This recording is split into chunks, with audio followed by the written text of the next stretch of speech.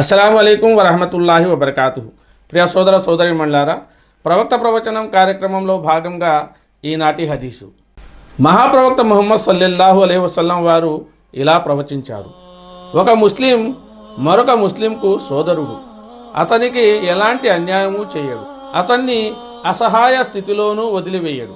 ఎవరైతే తన సోదరుని అవసరాన్ని తీరుస్తాడో అతని అవసరాలన్నీ అల్లా తీరుస్తాడు.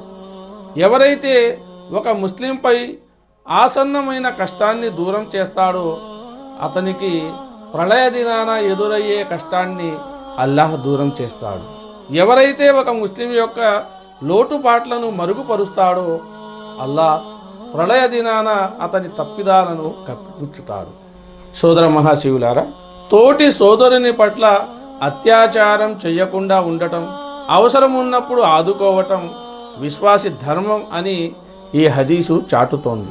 అలాగే ఒక మంచి వ్యక్తి వల్ల ఏదైనా పొరపాటు జరిగితే అతన్ని ప్రజల దృష్టిలో కించపరచటానికి దాన్ని ప్రచారం చేయరాదు, దాన్ని కప్పిపుచ్చటానికే ప్రయత్నం చేయాలి. అయితే దానికి భిన్నమైన సందర్భంలో, అంటే దైవాదేశాలను బహిరంగంగా అతిక్రమించే వాని తప్పుల్ని కప్పిపుచ్చకుండా అతన్ని నలుగురిలో నిలబెట్టడమే కర్తవ్యమని కూడా మహాప్రవక్త సల్లల్లాహు అలైహి వసల్లం వారు బోధించారు. సోదర మహాశివులారా, ఈ హదీసులో పేర్కొనే విధంగా మన జీవితాన్ని మనం సంస్కరించుకొని ఆచరించే సౌభాగ్యాన్ని ఆ దైవం మనందరికీ కలుగజేయాలని కోరుకుంటూ మరొక హదీసుతో మిమ్మల్ని మళ్ళీ కలిసే ప్రయత్నం చేస్తాను.